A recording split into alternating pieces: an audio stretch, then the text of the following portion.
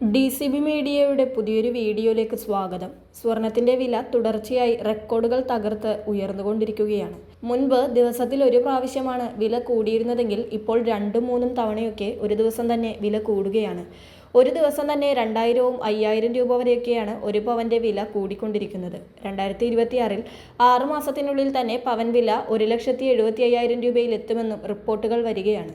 ഈയൊരു സാഹചര്യത്തിൽ ജ്വല്ലറികൾ സ്വർണമെടുക്കുന്നത് നിർത്തിക്കൊണ്ടിരിക്കുകയാണ്. കേന്ദ്ര സർക്കാരും സ്വർണ്ണവില കണക്കിലെടുത്ത് ഈ വർഷത്തെ കേന്ദ്ര ബജറ്റിൽ ചില നിർണായക പ്രഖ്യാപനങ്ങൾ വരുത്തുമെന്നാണ് അറിയുന്നത്.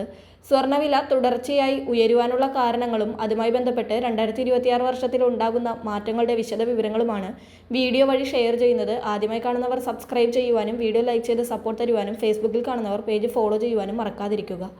സ്വർണ്ണവില വളരെ കുറഞ്ഞ കാലയളവിലാണ് ഇത്തരത്തിൽ റെക്കോർഡുകൾ ഭേദിച്ച് കുതിക്കുന്നത്. 2024 മാർച്ച് 29-ന് 5000 രൂപയായിരുന്നു ഒരു പവൻ സ്വർണത്തിന്റെ വില. എന്നാൽ 2025 ജൂലൈ 23-ന് സ്വർണ്ണവില 75,000-ലെത്തി. 2025 ഡിസംബർ 23-നാണ് സ്വർണ്ണവില 1,00,000-ലെത്തിയത്. 2026 ജനുവരി 20-ന് സ്വർണ്ണവില 1,10,000-ലും എത്തി. ഇന്ന് സ്വർണ്ണവില 1,20,000-ലേക്കും എത്തിയിരിക്കുകയാണ്. 1,22,520 രൂപയാണ് ഇന്ന് ഒരു പവൻ സ്വർണത്തിന്റെ വില. ആഗോള വിപണിയിലെ ചലനങ്ങളും സാമ്പത്തിക അസ്ഥിരതകളും ഉൾപ്പെടെ വിവിധ ഘടകങ്ങൾ സ്വർണ്ണവില ഉയരുന്നതിനെ സ്വാധീനിക്കാറുണ്ട്. ഡോളറിന്റെ മൂല്യത്തിലുണ്ടാകുന്ന ഇടിവ്, US ഫെഡറൽ റിസർവ് പലിശ നിരക്കുകളിൽ വരുത്തുന്ന മാറ്റങ്ങൾ, രാജ്യങ്ങൾ തമ്മിലുള്ള യുദ്ധ സാഹചര്യങ്ങൾ എന്നിവ സ്വർണ്ണവിലയെ സ്വാധീനിക്കുന്ന പ്രധാന ഘടകങ്ങളാണ്. സാമ്പത്തിക അനിശ്ചിതത്വം നിലനിൽക്കുമ്പോൾ സുരക്ഷിത നിക്ഷേപമെന്ന നിലയിൽ ലോകമെമ്പാടുമുള്ള നിക്ഷേപകർ സ്വർണത്തിലേക്ക് തിരിയുന്നത് ഡിമാൻഡ് വർദ്ധിപ്പിക്കുന്നുണ്ട്. കൂടാതെ വിവിധ രാജ്യങ്ങളിലെ സെൻട്രൽ ബാങ്കുകൾ വൻതോതിൽ സ്വർണം കരുതലായി ശേഖരിക്കുന്നതും വിവാഹ സീസണുകളിലും ഉത്സവവേളകളിലും സ്വർണത്തിന് അനുഭവപ്പെടുന്ന കടുത്ത ആവശ്യകതയും വില വർദ്ധിക്കാൻ കാരണമാകുന്നു.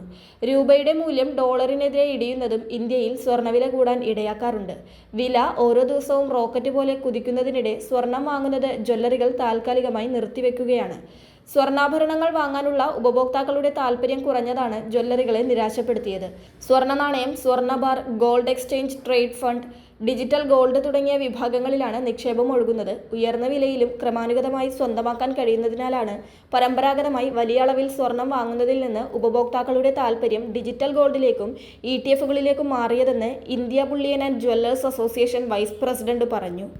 വിലയിലെ റെക്കോർഡ് കുതിപ്പ് കണക്കിലെടുത്ത് ഫെബ്രുവരി 1-ന് അവതരിപ്പിക്കുന്ന കേന്ദ്ര ബജറ്റിൽ സ്വർണത്തിന്റെയും എക്സ്ചേഞ്ച് ട്രേഡ് ഫണ്ടിന്റെയും നികുതി നിരക്കുകൾ പരിഷ്കരിക്കാൻ ധനമന്ത്രി നിർമ്മല സീതാരാമൻ തയ്യാറായേക്കുമെന്ന സൂചനകളും എത്തുന്നുണ്ട്.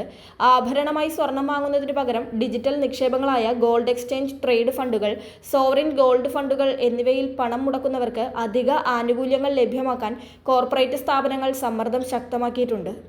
നിലവിലെ സ്വർണ്ണവിലയുടെ കുതിപ്പനുസരിച്ച് ഈ വർഷം തന്നെ സ്വർണ്ണവില അധികം വൈകാതെ 2,00,000-ലേക്ക് എത്തുമെന്നാണ് ചിലർ വിലയിരുത്തുന്നത്.